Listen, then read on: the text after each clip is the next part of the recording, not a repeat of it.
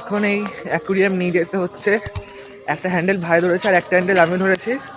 তো এই so hey everyone, তোমাদের সাথে কিন্তু আমি গত ভিডিওতে শেয়ার করেছিলাম যে আমি কিন্তু মামার বাড়ি থেকে একটা অ্যাকোরিয়াম নিয়ে আসি। তো সেটা আনতে গিয়ে যে আমাদের কি পরিমাণে কষ্ট হয়েছে সেটা চলো তোমাদের সাথে এই ভিডিওতে শেয়ার করি। আর এই শীতকালের মধ্যে আমরা কিন্তু সকাল সকাল মানে ওই 7:30 নাগাদ কিন্তু দিদির বাড়ি থেকে বেরিয়েছিলাম। আর অ্যাকোরিয়ামের ব্যাগটা এতটাই পরিমাণে ভারী ছিল যে একটা হ্যান্ডেল ভাই আর একটা হ্যান্ডেল কিন্তু আমাকেই ধরে নিয়ে আসতে হয়েছিল। এরপরে কিন্তু আমরা সবাই মিলে বাস স্ট্যান্ডে দাঁড়িয়েছি যে সকালবেলা ফার্স্ট বাসটা ধরার জন্য। এমনিতেই তো গত রাত্রে আমাদের ঘুমটা তেমন ভালো হয়েছিল না, তার উপরে কিন্তু শীতের মধ্যে সকাল সকাল আমাদের বেরোতে হয়েছিল। তার উপরে এত বড় একটা ভারী অ্যাকোরিয়ামের ব্যাগকে ঠিকঠাক ভাবে বাড়ি নিয়ে যায়, এই দুটো মিলে কিন্তু বেশ চাপেই ছিল। বাস স্ট্যান্ডে দাঁড়ানোর ঠিক 5 থেকে 10 মিনিটের মাথায় কিন্তু আমরা বাস পেয়ে গেছিলাম। আর বাসে কিন্তু উঠে দেখি বাস পুরো ফাঁকাই রয়েছে, তার ফলে কিন্তু আমাদের অনেকটাই সুবিধা হয়েছিল ব্যাগটাকে কোলে নিয়ে বসার জন্য। আর অনেক সকালবেলা যেহেতু আমরা বেরিয়েছিলাম তাই কিন্তু প্রত্যেকে একটা করে বিস্কুট খেয়ে বেরিয়েছি, মানে চাও খাওয়ার টাইম হয়েছিল না, এতটা তাড়াহুড়ো করে আমাদের বেরোতে হয়েছিল। তো মাঝ রাস্তায় কিন্তু আমার আর ভাই দুজনেরই বেশ খিদে পেয়ে গেছে। বেশ কিছুক্ষণ বাসে থাকার পর কিন্তু বাস থেকে নামা মাত্রই আমরা অটো পেয়ে গেছি। তারপরে কিন্তু অটোতে আমরা 4 জন বেশ ভালোভাবে